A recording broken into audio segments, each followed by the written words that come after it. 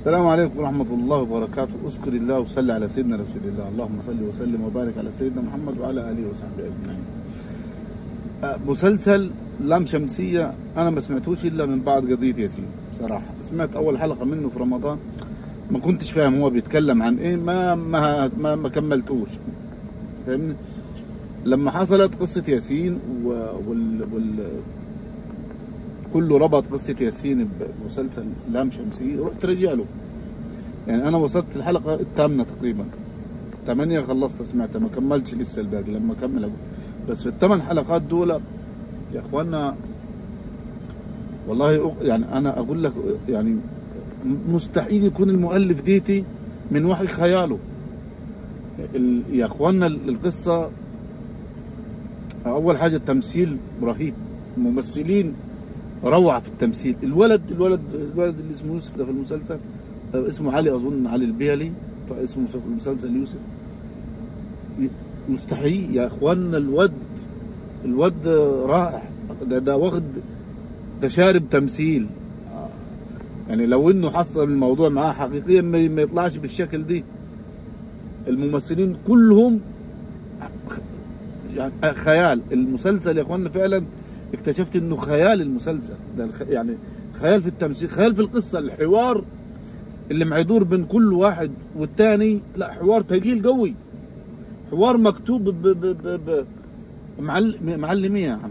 ده حوار ده حصل اصلا وهو نقله، والتطابق الرهيب بينه وبين قصه ياسين. هل هم وصلت الفيلم على درايه بالموضوع ياسين ديتي؟ يعني حاولوا يساعدوا الأسرة، ولا دي صدفة بحتة؟ يعني دي لو صدفة إنه حتى الشخصية بتاعت اسمه مين ده، محمد شاهين، اللي هو وسام في المسلسل، اللي هو المدرس اللي مع الولد يوسف بيعمل الأشياء هذه، لما تطابقها بصورة الشخص هذا اللي محكوم في قصة ياسين يا إخوانا بالظبط. اللبس، الجاكيت، لون الجاكيت، الكت اللي بتلبس تحت ده، البروفيل اللي تحت، والجاكيت اللي فوقيه، واللياق بالظبط يا اخوان. النظرات هي يعني اذا كانت القصه دي ماخوذه من قصه ياسين، فممكن ان، بس ازاي الربط يا اخوانا؟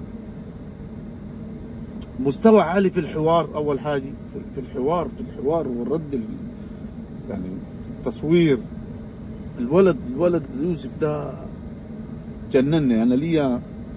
انا ما اسمع فيه على الابلكيشن طبعا لي 3 ايام، فانا مش انا متاثر، انا داخل جوا انا الواد صعبان عليا في الفيلم، في المسلسل. انا يعني انام بالليل متضايق، انا بالليل ما بيجينيش نوم بسبب المسلسل اللي انا متضايق. انا حاسس بقيت اطلع الفيديوهات بتاعت الولد علي ده على السوشيال ميديا والفيسبوك التيك توك، بيعمل حاجات حلوه هو وخفيفه ودمها خفيف، وجيت اجيبها عشان افصل نفسي من شخصيه يوسف في المسلسل. وامينه خليل جباره في المسلسل، جبار التمثيل، يعني واكله بصراحه. مع انهم كل واحد في مدرسه مع امينه خليل، ما اعرف مدرسه او اخصائيه اجتماعيه، ممكن تكون اخصائيه اجتماعيه، كأنها فعلا اخصائيه اجتماعيه، مش في مسلسل. دي يعني كأنه في المدرسه بتاعتها ما بتمثلش. والولد اسماعيل لا لا لا لا لا لا اقسم بالله. يعني انا ازاي يعني عدى عليا اول حلقه سمعتها في رمضان وسبته وما كملتش المسلسل. يعني لدرجه ان انا عاوز يعني على التليفون في السياره عاوز اسمع المسلسل، بس بخليه بالليل عشان ابقى فيه لسه في حاجه منتظراني، حاجه كويسه اسمعها بالليل. بس هي مصيبته انه بتيجي تنام بعد المسلسل ما بيجيش نوم، كل الاحداث والولد ونظرات الولد علي ده رهيب. الولد ده جميل جدا جدا جدا. ف اللي انا هو على كده انا بكلمك، انا مش عارف انا بتكلم عن المسلسل ولا بتكلم عن قصه ياسين الحقيقيه، اللي هو ربط رهيب بينهم. يعني حاجه بينهم مش طبيعيه، بين القصتين مش طبيعيه. حتى انه ده مدرس وده منتدب وده منتدب في يا اما الموضوع سبحان الله جا قدرا كده وجات مع بتوع المسلسل دول، يا اما في قصه مماثله هم عملوها فجات نفس القصص كلها شبه بعضها.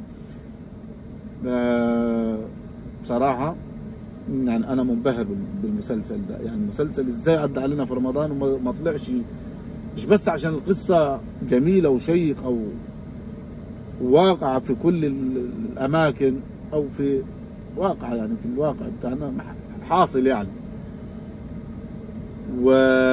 ولا انا متاثر بالفيلم. يعني مش عارف متاثر انا بالمسلسل ولا متاثر بقصه ياسين، ولا انا ربطتهم ببعض فعشان كده جاني الابداع. حتى الممثله السعوديه دي اسيل عمران رهيبه رهيبه يعني، اللهجه والاتقان لا والله مسلسل جميل.